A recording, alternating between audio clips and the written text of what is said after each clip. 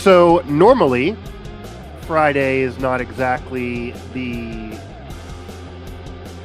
most exciting news day in sports or news or in general, but a happy weekend to everybody watching and tuning in or listening archived here, of course. This is Mic Drop, made possible by the Believe Network, available everywhere you get your podcasts and played on SiriusXM.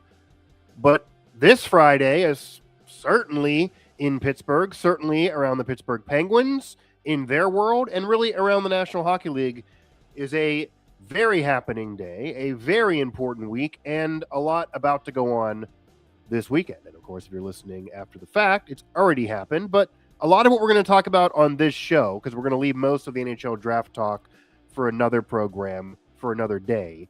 But on this edition of the show, we are going to talk about the news of the day, the news of the week, and really it's going to be the news of the months and several years, or as long as this tenure now continues, and that is the changing of the guard and new ownership presiding over the Pittsburgh Penguins. Now, my guest and others, and everyone really kind of in media, has been in the know of this happening for a while. There are some who've even reported on this for months, but it became official this week now. Fenway Sports Group selling their majority ownership to the Hoffmann Family Group, and now a new ownership over the Penguins. And we'll get into the polarizing effect and everyone's opinion on Fenway Sports Group as well, but also what this means now for this franchise that got into the playoffs this past season, maybe above expectations for most people, certainly above mine.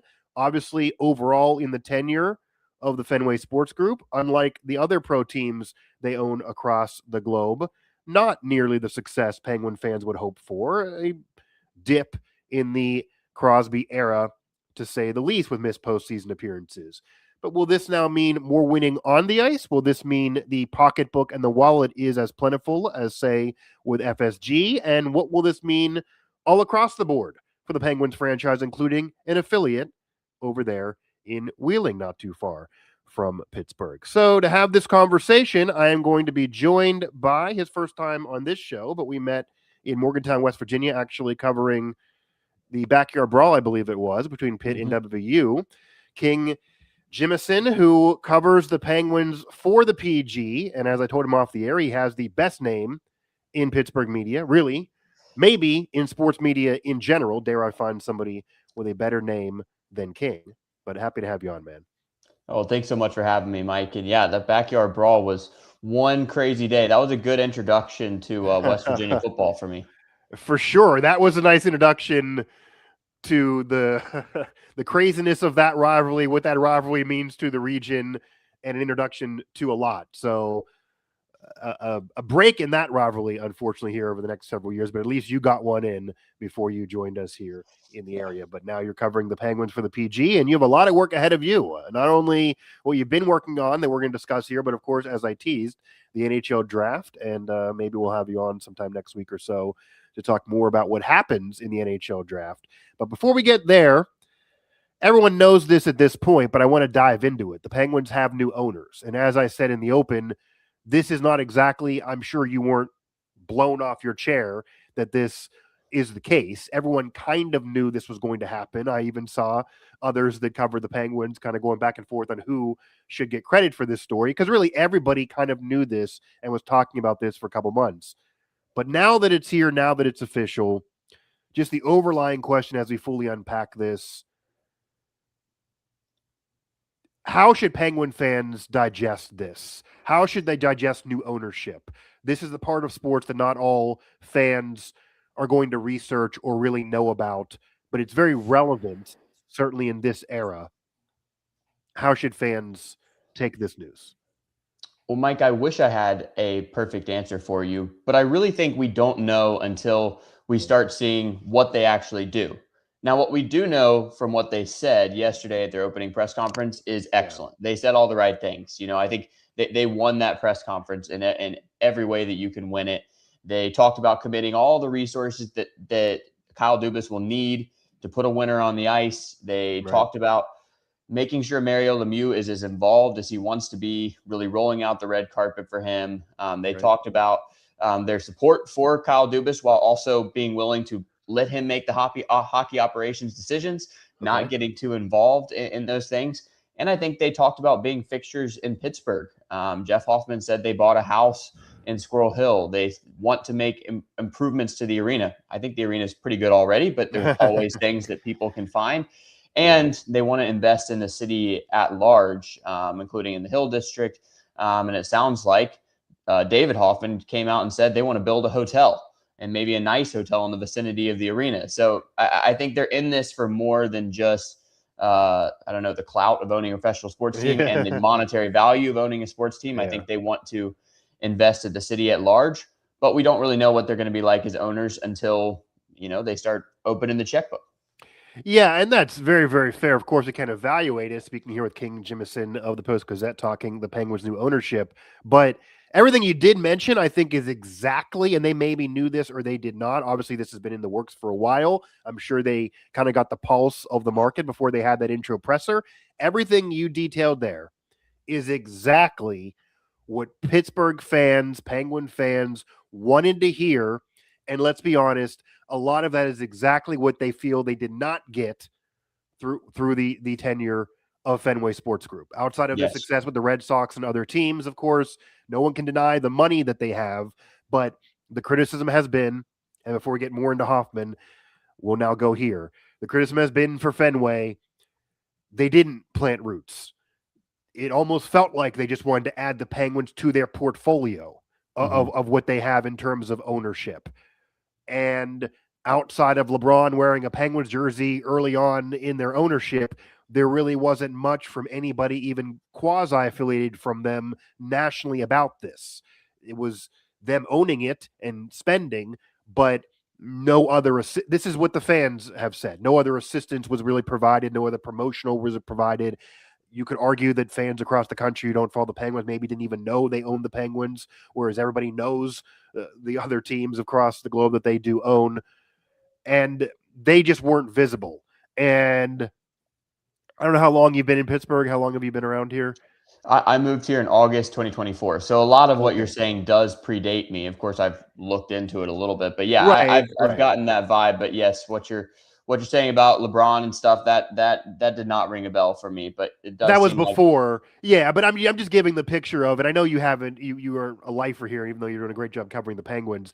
But just to paint the picture for this fan base, and I'm sure you already heard, and I'm sure you already know this. To have success in Pittsburgh, maybe this works in Boston, but to have success in Pittsburgh, you can't be an absent owner. And maybe that's an insulting term to them they would take exception with, but I'm telling you, that's how the fan base felt that they were. And this feels like the opposite right now. Would that be a fair characterization?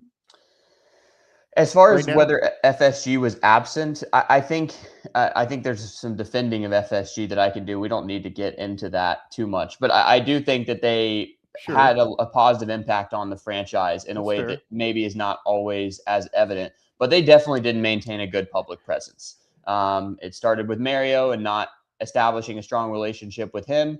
And then I think it continued with just not being visible in Pittsburgh at all and just seeming like this out of touch corporate entity, even if I don't think that was fully the case. But it is clear, and the Hoffman's PR team did a great job, I'm sure, of studying what people wanted to hear. And they nailed it because they basically, while praising FSG appropriately, they also clearly differentiated themselves from the things that people found problematic about FSG, while also saying the thing that every fan in any sport wants to hear from their owner is that they're willing to spend money. They want to win. They're going to do what it takes. I mean, I don't know how often owners don't say that at press conferences, but they were pretty emphatic about it. And I think that was maybe the bigger concern about the Hoffmans in particular, is just that would they have the resources? And of course, again, we won't fully know until we start seeing the spending, but they certainly seem to believe that they do have the resources to be able to pour into this team on and off the ice. Yeah, and I want to touch more on that because when this was kind of dripped along a few months ago, I'm sure you saw some of your colleagues and even some fans asking that, wondering that, bringing that part up, that this is a little different than where, say, sports ownership is going, where sports ownership in this day and age is going away from the mom and pop ownership to people just with the most money, and even more of a modern, younger type of situation. The billionaires are taking over with the estimated value of these sports franchises, and the mom and pops are kind of going away. The one comparison that's really out there that is the polar opposite of what's happened here, at least perception wise, is the Buss family selling the Lakers and making the Lakers now under, I believe right now, the second richest owner in the NBA behind Steve Ballmer. Whereas the Buss family, despite all their success, for anyone who doesn't know this, despite all their success, if it was just MLB rules and open season, the Buss family were really almost small market financially. Like, they were not nearly up there in terms of their wealth. They were stars want to be in LA. They have benefits of being in Los Angeles in the history, but it wasn't like they could just make it rain with money like, say, FSG could if there was no cap and no restrictions and no rules. But they went the opposite way. They realized that they had to sell, and then they eventually went the other way. So this is the opposite. But before we get more into the money line, because I do want to go there, and you don't have to fully give everything about your defensive FSG, but you did mention that, so I just want to go there for a minute. Why do you think, and I don't think it's fair to say there was no good at all. There was certainly was some good to have FSG presiding over the Penguins, but the fan perception is that they just were absent, and the team didn't win, which I've argued this. I don't know if that's fair to them. I mean, they took over during a period that probably was destined to have some playoff misses. I'm sure you've learned that, or if you were following the Penguins when you weren't here, I know that Mark Madden in Pittsburgh media has brought that up a lot, that is the one defense that I don't know who there would have been some years that they were going to miss the playoffs no matter who was the owner. So it's not fully fair to put on them. But keeping with FSG, why do you think we have a sale? If FSG did better than people think, why couldn't they either turn the corner and be more visible? Why couldn't they just stay the owner now that they have maybe the right executive in place and the team did make the playoffs? Why would they jump ship off of a winner after they were losing and they always want to win? There's still a lot of value with this franchise. Crosby's not retired. Malkin is still there. They certainly could be a playoff team this coming season. Dubas has now been big game hunting, as some will say. They could be missing the boat on at least a couple years of positive play, even if there's going to be a dip whenever Crosby does retire. Why was there a sale? Why did there have to be a sale? From your estimation, why didn't they just keep on? If they think the way they do it is fine, regardless of what Pittsburgh fans think, hypothetically, then why give in? It almost feels like they kind of gave in to the pressure a little bit of Pittsburgh fans not being happy and figured, okay, you don't want us in your sandbox, give it to somebody else. We don't need necessarily to own the Penguins. But that might not be the truth here. Why did this happen? That's a very fair question. And I asked Teddy Werner that at the NHL Board of Governors meeting, caught him on his way down the escalator for what I assume will be their last NHL Board of Governors meeting. Right. And I asked him, why sell this in less than 5 years? Obviously, part of it would be profit. They made nearly double their money. I think people aren't going to argue with that. And it definitely seems like they weren't as interested in hockey as maybe they thought they were going to be at the beginning of this process. But he basically said there's not, any one thing that he would point to, and that it's not a reflection of how they felt about being NHL owners or about Pittsburgh. Okay. But yeah, I think that it just seems like they did not, enjoy being in that league as much, or maybe they wanted to focus their attention elsewhere. I really don't know. Anything I say would be kind of speculation on why they sold it. Besides, they got a really big return on investment, and that maybe they do think they're getting out of it before some real down years. But I do think they're selling it to an owner that they believe will be invested for the long term, and somebody that really, really, really wanted to be involved in the National Hockey League. And the Hoffmans, people, they didn't necessarily all grow up with hockey. David Hoffman certainly didn't, but they love hockey now, and they wanted to be in this world. And as Jeff said yesterday, they would like to keep it for generations to come. But just to go back to the FSG thing, I think what they did well was investment off the ice to make the team better, to set it up better for the future.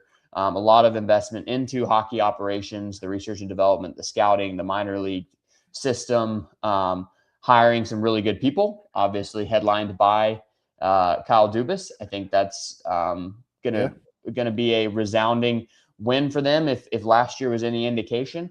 And certainly somebody that the Hoffmans are keeping around and are building their hockey plans around. And I think that, I asked Teddy point blank about the Hill District and how they felt about what they did there. That was something they were very strongly criticized for by the Sports and Exhibition Authority when they were having to approve this transaction to the Hoffmans. And he basically said, we didn't have much time there. It was less than 5 years, and they let the exclusive rights to develop the lower hill or a site on the lower hill lapse in October, so it was even shorter than their time owning the team. But in that time, the FNB Financial Center, the big skyscraper right next door, was opened, and then also the music venue is set to open this fall. So there was progress, maybe not nearly the progress people would like to see, and maybe it wasn't the collaborative effort with the community that people wanted to see. But, I think that was an interesting point he brought up, that it's not like they just let it sit as parking lots interminably. Yeah, and that's a whole different can of worms a little bit. I mean, you weren't here then, obviously, but PPG Paints Arena right across the street from the old arena. But that was even the concern back then among Penguin fans, among people in Pittsburgh, that it feels like there's a ceiling of how just nice that area can be, and what you can do there. And you did mention hotels and different things. Maybe that certainly would help things, but I do know there are fans that have concerns about safety and things like that, depending on where you park. And that's not a great vibe or great questions to have to be answering, or issues around the arena. And that's all fair and very, very valid. But, and again, I'm speculating like you, it does lend credence to the speculation of maybe they just realize hockey isn't for them. Maybe they realize Pittsburgh isn't for them. Maybe they realized it could even have been what I'm saying, that we're having success, but they're not head in the sand. And if the city's not embracing us and we're not going to change, this is how we own. We're not going to be in Squirrel Hill and going to the grocery store every single day and shaking hands and kissing babies. We're not those kind of owners. If that's what the fans want, we're not going to do it. So best for us to recognize that we're dating the girl and this guy over here maybe is better suited to date her. Like, maybe a mature decision was made that, hey, why continue this if this is not best for everybody? We can all move on, because they're going to be fine as ownership group, obviously. Now, we will see if they ever own another NHL franchise. That would be a little bit of then speculation of, was it Pittsburgh? If they want to get back in. If they don't, then maybe it's just the AHL or hockey or whatever. Obviously, these franchises are worth a lot of money. And if it was really just about, maybe they see some lean years coming up because Crosby's eventually going to retire, of course, I could argue at least wait 1 year off of a postseason appearance. You got at least this year where Dubas wants to add. I could see waiting a little bit of time, but maybe they thought, let's strike while the iron's hot. King Jemison of the Pittsburgh Post-Gazette talking the Penguins ownership change. Now, you mentioned the money aspect. You mentioned, and we talked about the Bus family selling the Lakers and the mom and pop owners kind of going away, and that being the one concern. Obviously, Pittsburgh fans, the overwhelming kind of reception has been the Hoffmann Group. They said everything that they wanted to hear. They want owners that live around the city. They want to know them. They want to see them. They want Lemieux's involvement. They don't want absentee owners, whether that's fair or not. They want kind of to feel this as a family atmosphere because that's what the city appreciates. But they also want to win. They also want to make sure money is spent. And the one thing that was always a comfort of Fenway Sports Group, there are a few ownership groups in the world that you can be as confident they're always going to have the money. And whatever the rules are, they can be the top financially within those rules. Mm-hmm. Can that be the case with the Hoffmann Group? What is your confidence level and what you're hearing, what they've said, etc., what you even know about them and their past, that can be the reality? Obviously, this is very, very early in their tenure, but what is the reality of that financial situation for them? Because again, a family atmosphere is the opposite of what we're seeing across sports. And there have been some of your colleagues reporting on that being the only concern. Do they have anywhere near the finances to do what, say, Pittsburgh would want? They don't have Fenway Sports Group money, but where are they? Yeah, I'm not. I don't think I can comment on what their finances really look Yeah, like, sure, because sure. I think that will reveal itself over time. I think here's on the one side, on the side of concern. I asked Gary Bettman on Tuesday at the Board of Governors meeting, and I asked the Hoffmans yesterday at the press conference, what took so long? I Yeah, kind of wish yeah. I'd phrased my questions better. I always go back and think, gosh, I wish I had We all said do that that, better. man. We all do that, man. But when I looked into previous sales, I'll say this you have the did guts take. to ask the questions you've said you've asked are all gutsy questions that not everyone is asking, and I think they're the right questions to ask. So Well, I I'll say that. appreciate that. Thank you. Well, it clearly took longer than other sales have taken to Sure. be approved. And I think I wish I'd emphasized that part more in my questions, but it did. And Gary Bettman even said that this did take longer. Neither he nor the Hoffmans would comment on why, when there was an easy answer they could have given. They could have said the league calendar just sort of determined it, because the first Board of Governors meeting was, I think, like December, around early December, before the transaction was announced in like mid-December, a few days before Christmas. So they could have said that the next Board of Governors meeting wasn't until June 23rd, and that's when we put it all on the Yeah. table. It seemed like, though, in previous transactions, it didn't have to be so linked to an established Board of Governors meeting, that maybe they could get everybody on a Zoom call or whatever and approve this thing. I wasn't reporting on previous Yeah. sales, so I don't know that for sure, but that's what it seemed like based on the timelines. So they could have given that excuse. I mean, I know that one of the hurdles they had to pass was getting in front of the SEA, and it took them until March to get that approval.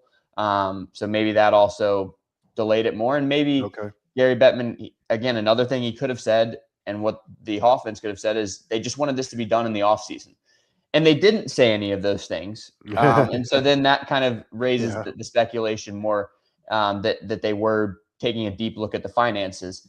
But clearly, whatever they found, the Yeah. NHL in their investigations did not worry them enough to block this sale. When, I think Gary Bettman is quite familiar with the idea that Pittsburgh has had issues before. There's been I multiple bankruptcies in this franchise. There's been right. relocation threats. And so I feel like if he were really concerned, he That's probably fair. would have done more to hold it up. And the Hoffmans, they seem to understand that you have to spend money to make money. That's something that they talked about when they bought their ECHL franchise. I spoke to the president of that franchise back in December when the sale was announced, and he said, like, we thought we had a good arena. The Hoffmans came in and said, no, you don't. We're going to make this even better. And that was part of why they, have not only been successful on the ice, but also in terms of drawing fans. And they said they're already working on things for PPG Paints Arena. They said they're going to give Kyle Dubas all the resources he needs. So we'll see what that actually looks like. But, I also think it seems like their business has expanded pretty rapidly. This is their biggest acquisition. I mean, they said that in their press release. This is Okay. the family's biggest acquisition ever, is the Penguins, which, I think for most people, a $1.7 billion purchase would be their biggest.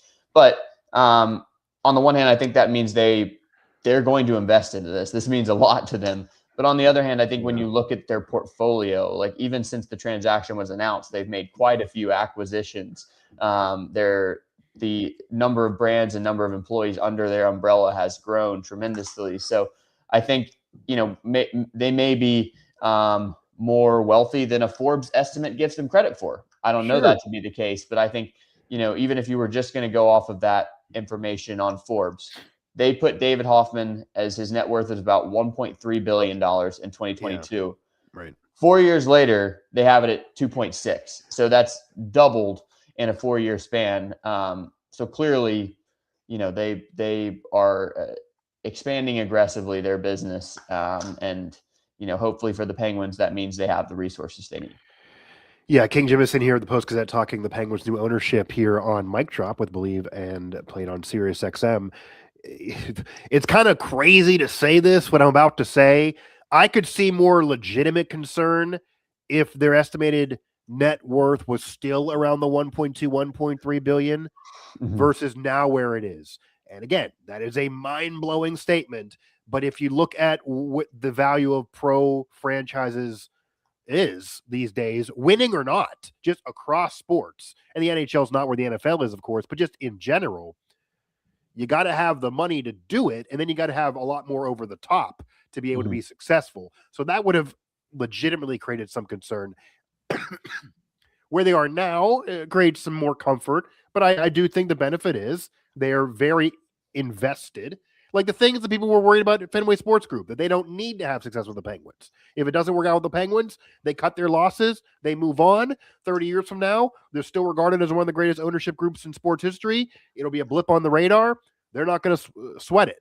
And that is the reality and what has now occurred. But it feels like with the Hoffmann family, they're kind of saying this is going to tell their legacy. If this crashes and burns, they may not be able to do this again with a better franchise. They may not be in position. They may not get approved by another league.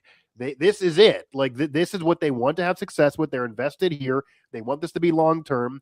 All of the right things, again, were said. So those things are definitely all positive. And I didn't figure you were going to break news on the exact money they said they would have or anything like that, or what you knew there. But that's a major concern for people just because of where sports is today. And it's just when you hear the word family, that is the opposite of what you hear normally in these sports sales. Now, what I do want to get to here before we let you go, and there's a lot of fans are talking about, and it seems like it's caused maybe the only portion of the press conference that was the negative reaction, at least in some portions of the region. We talked about meeting at the Backyard Brawl. Well, as you probably have become aware, that the Pittsburgh market and Pittsburgh sports fans extends beyond Pittsburgh. And in West Virginia, yeah, there's a college rivalry, but there's no pro team there. So most people, certainly in the northern cities, are fans of the Pittsburgh pro teams. And Pittsburgh Penguins have even become a national brand. There are bandwagon fans all across the country. This is not even just about Pittsburgh.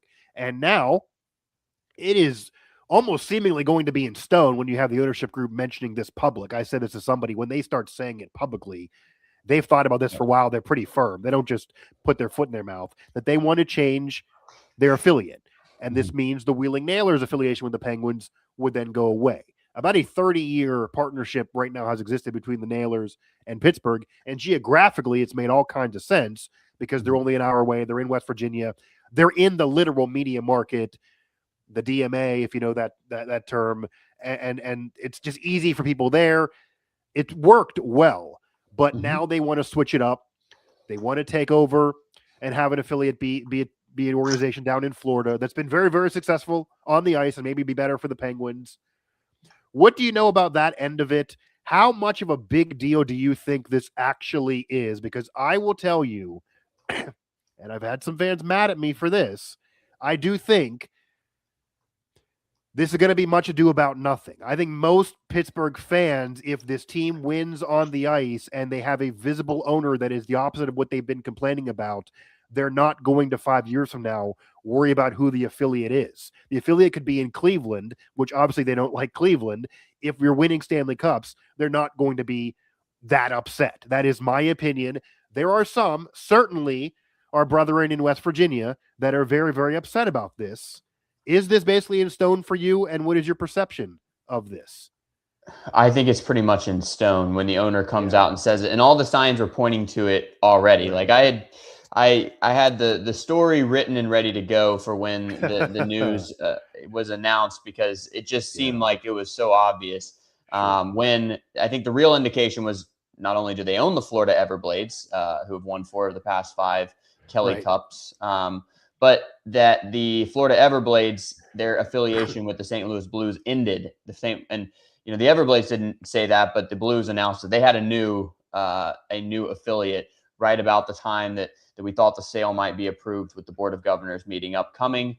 And then, you know, I think for David Hoffmann to come out and say that they're going to keep the Everblades, and I think Jeff Hoffman said that as well. But then on a follow-up question, David Hoffman was like, no, we 100% want to change the affiliation to the Penguins. You don't say that unless you're pretty confident it's going to happen, and that's absolutely what you want to happen. I think when you're the owner in this situation, I think you're able to make that call. I hate it for the people of Wheeling who are Penguins fans and who have been able to watch, you know, some future Penguins players come through that system and have that geographic tie, the jersey tie.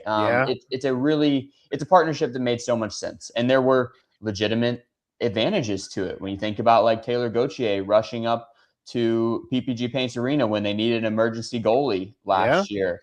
And unfortunately for him, he didn't get to play, and now it looks like he'll probably be a Wilkes-Barre Scranton goalie next year.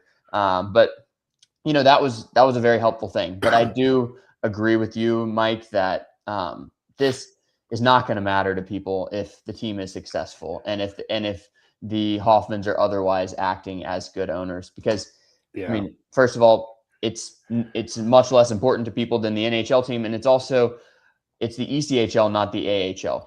They still have the advantage of having their AHL team a relatively reasonable drive away. Although having made that drive, it's not the most friendly. You wouldn't want to do it a bunch of times, as some depending on traffic and and like Billy Koivunen had to do across the state multiple times. But they're still going to be able to easily recall players from Wilkes, and they're going to be able to sort of have that Pennsylvania tie.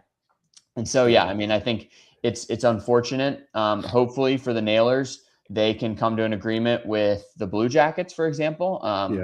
Based on what I saw, I think there's only three NHL teams that don't have an ECHL affiliate.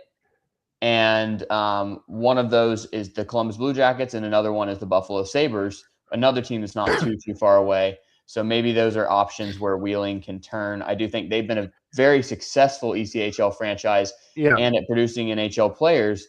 So, I would have to think that'd be attractive to one of those NHL teams. But I mean, I think it's unfortunate to see that come to an end. Definitely going to make it harder for Pittsburgh media to cover anything that's going on in the ECHL. That's fair. But I think for the Hoffmans, it probably just makes too much sense. They like owning the Everblades. I think they spend a lot of time down there. It probably is a moneymaker for them, given it seems like they have their games, or they get solid attendance there. And now all three teams in the Penguin system will likely be under their umbrella. Yeah, it makes sense if they can get a more successful affiliate that they have a relationship with, that they even maybe believe will provide better prospects. Clearly, in this day and age, the geographic issue of getting on a plane versus driving an hour is not going to be enough of a reason to not do it. And what I've also said to people, the defense I would give people if they were mad about this, or some said, was this handled the best? Because is it the friendliest to that region of the fan base to have them hear this in a presser of changing ownership of the NHL team? Did everyone in Wheeling know this was likely, and then they heard this? There are some that actually are making it out like this was breaking news to them, and they feel like it wasn't the classiest way to have it expressed. But I've said I would agree if they were trying to do some shyster moves of breaking contracts or anything like that. I mean, everything just seamlessly became open. Whether it be the Everglades, the Nailers, they're now going to be the ownership group. This might even be part of why, hey, maybe there's speculation here that they even said this to the Fenway Sports Group that, okay, you'd want to do this now, or maybe you'd want to do this next year. How about we do it sooner because this could come open? We want to do this. We want to do this now. We don't want to leave all these affiliates dangling for a year. Like, this could even be part of why they wanted to do this now. It could have a small part in that. So I do think this makes tons of sense. You do wonder the future of the Nailers. They've existed prior to this partnership. They are allowed to, but if they don't somehow find the Blue Jackets or Sabres, it will likely be a tough road ahead for them.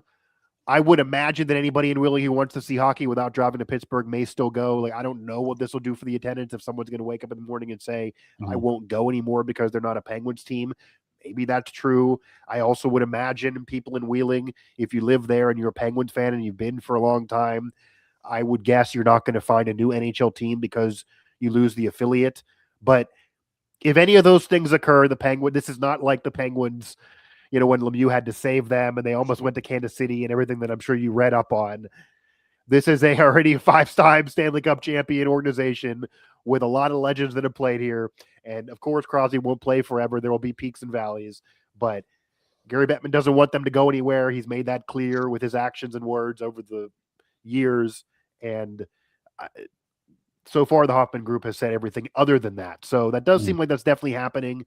And it's unfortunate in a way, but I do think that if there's wins on the ice, if moves are made on the ice, people like, even the people in West Virginia, everyone who's a Penguin fan, wherever you live, is going to eventually be okay versus the opposite. Now, of course, if the wins are not there and the expectations are not met, and then you get 5 years from now or however long it takes them to eventually sell like we had with Fenway Sports Group, you're going to probably go on shows and say, well, I don't know if people are being fully fair, but here's the litany of things people don't like. It's all going to be inflated if you don't win. Yeah. If Fenway Sports Group was presiding over Cup champions, I don't think a lot would be said. Like it would just, so that's really what it is. The most important thing is about winning and that bottom line. On that note, Mike, sorry to interrupt you. I mean, realistically, this team's probably not winning a Stanley Cup in the next few years. 100%. And so the Hoffmans are going to have to weather the storm, both in terms of public perception and also potentially financially. You know, I think if and when Sidney Crosby someday retires, maybe he never will. Maybe he's just going to play forever. But that's probably going to hurt attendance and revenue and such. Unless you have a team that's ready to be right back in contention around him. And so, you know, I'll be proven wrong in a few hours and they'll trade for Jason Robertson and all of a sudden they're right back in the top tier of teams in the NHL. But I think that's pretty unlikely when you look at how the team that they are in transition, that for them to be really good, they have to have so many things hit right, which happened for them last season.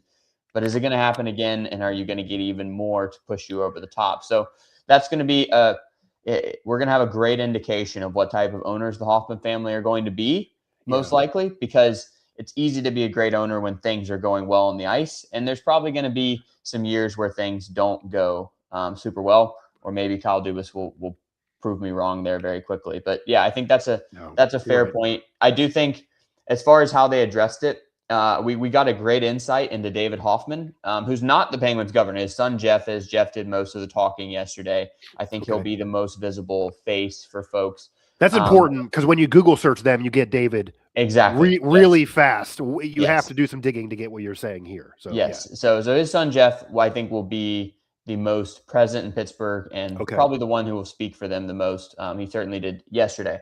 But David grabbed the mic a few times, and I mean, literally, he grabbed the mic and had something to say.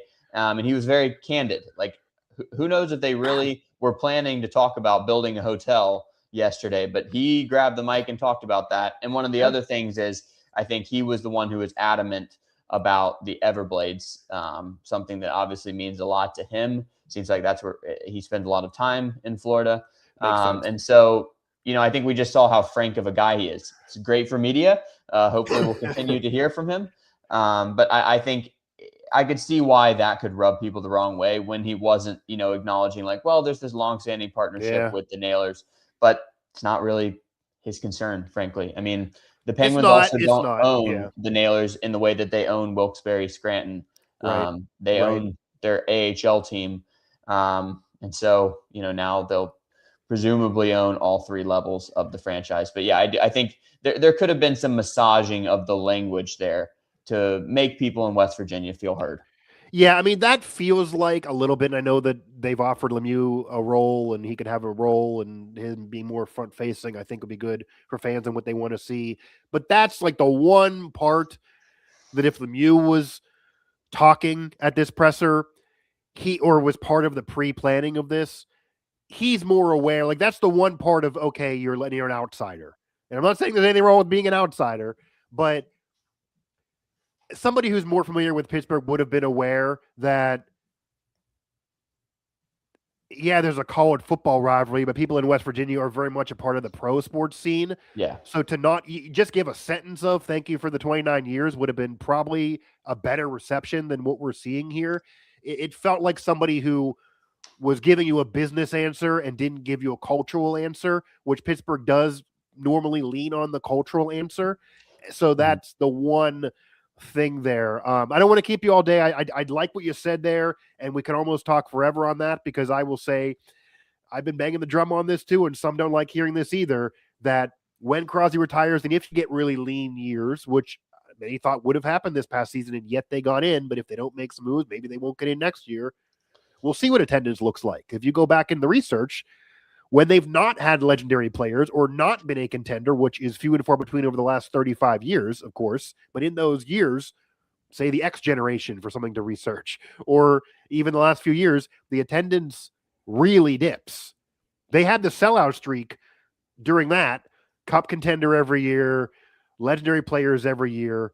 Look at before Crosby. Look after Yager and before Crosby. It was really, really bleak. That's part of why they almost relocated. So, the city likes winning, and I don't know if they're going to go down there and pack it in for $20K if they're 30 points out of the playoffs in March. I highly doubt it. We will see if they prove me wrong, because those years, as you're kind of segueing, are very likely to eventually occur at some point. But when Kyle Dubas was hired, he knew this was a long-term project. He even said that as his intro presser, and I'm sure the Hoffmann family has talked with him, and I'm sure he told them, I was hired under this understanding that it wouldn't be like, a knee jerk. If I don't win the cup in 1 year, you're firing me. I hope we continue on that way. Otherwise, I might want to leave, because that's clearly the plan he's on. So I'm sure that they're all on the same page in that regard. Last thing, I guess, you mentioned the NHL draft. Any hot takes or any predictions or anything you want to say in that regard? I mean, you kind of dropped some knowledge a little bit here, but there are a lot of Penguin fans, based on some reports, that have kind of thought Kyle Dubas would do more to this point. They're watching a lot of other teams get very, very aggressive. There is cap space. They were ahead of schedule last year, you could argue, but Crosby's made it clear, yes, he wants to stay. I don't think he's going anywhere either, but he also doesn't want to lose or do a rebuilding or punt a season for the better of anybody else. The team as is not nearly a cup contender. You could argue the team as is might not make the playoffs next year with all the movement. I would think Dubas doesn't want to go make the playoffs and then miss the next year. What do you expect out of the draft and the rest of this offseason? Will big game hunting actually occur? It's hard to see how, when you look at the prices people are paying, both in free agency, but the re-signings that we've seen, the sign-in trades, and then also, you look at like the trade for Bo Byram and giving up the number 4 pick for a guy who has star potential, but certainly is not a star yet.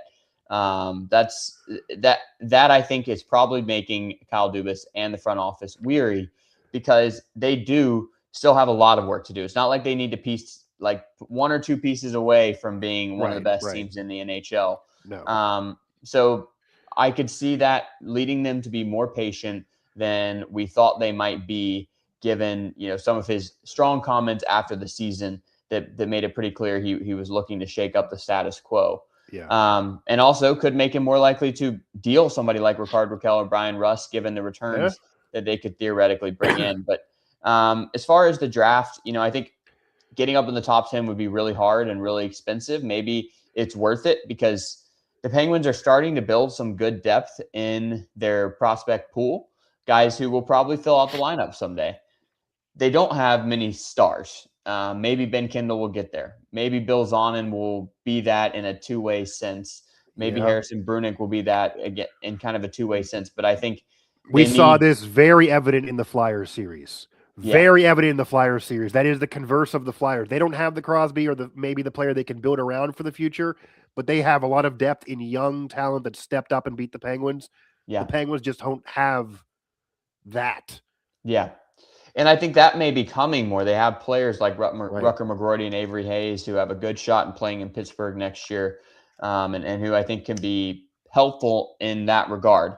But, what they're missing is that star. And if they see that star in the top 10 and think it's an attainable price, then it could make sense for them. I think that they could use more defensemen, particularly with offensive potential. And so players like Ryan Lynn and Tommy Blau make a lot of sense for them.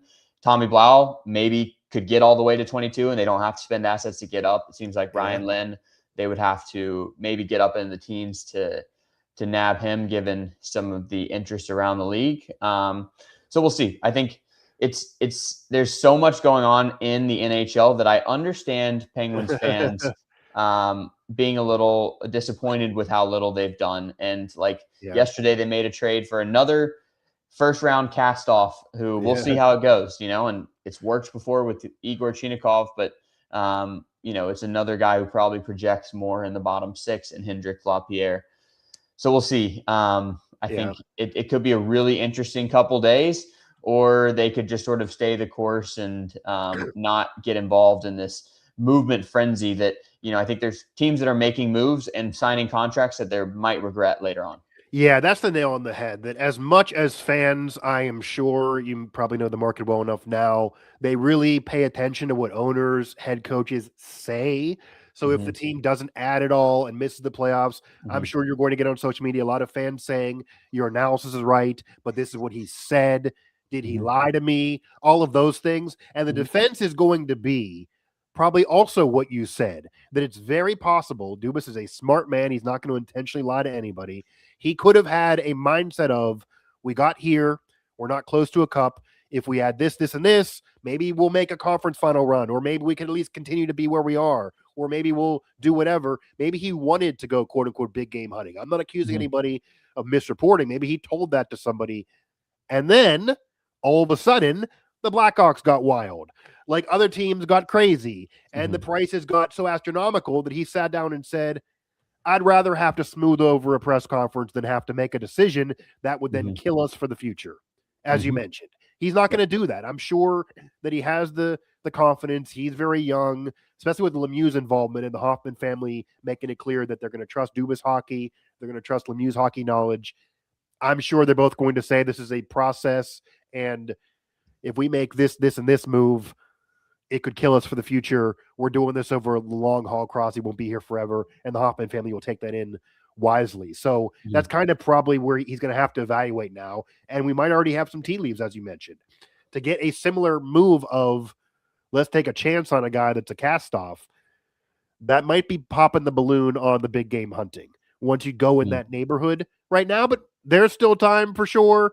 But I think the fans' dreams of Dylan Larkin, based on the reports of what Steve Eisman wants, maybe the most stubborn executive in the world, that there was a report the other day that Eisman either gets his price or is going to tell Larkin to show up in camp. So with that, the situation, if that's true at all, I'm sure Dubas said, is this worth the stress or even Nurse? Like, does that even help on the team, honestly? Like, is he bringing defensively?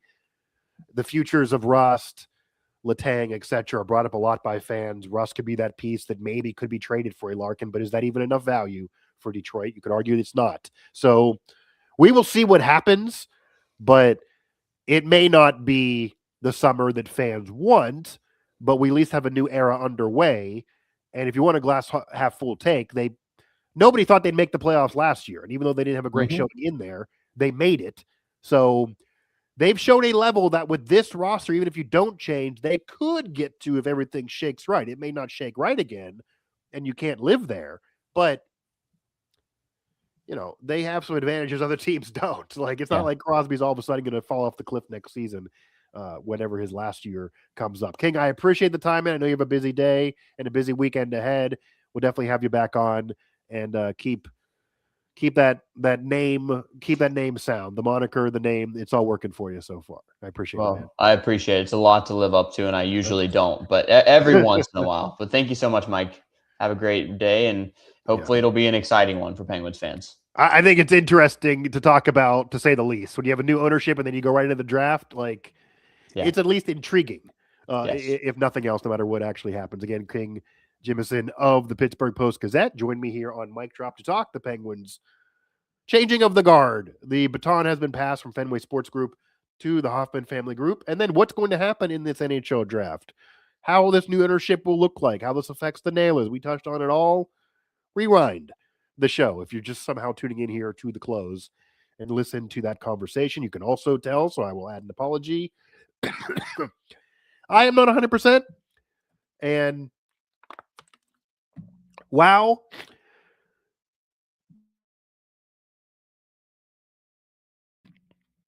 I could maybe have dropped this and waited a day or so.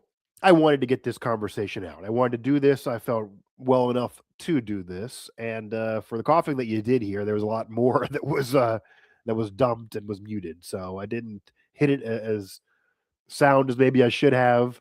But if you could bear with me, great insight there from King Jemison of the Post-Gazette. Great conversation there. He's on a lot of other shows. I wanted to have him on, first time on this show. And a lot of what Penguin fans wanted to hear, they were able to hear from that intro press conference with the new ownership group, is now just to implement it and make sure that it's not just words, it's actions over words. Very, very important to this market and to this city and to these people. So we will see what happens moving forward. We will also see a big game hunting occurs.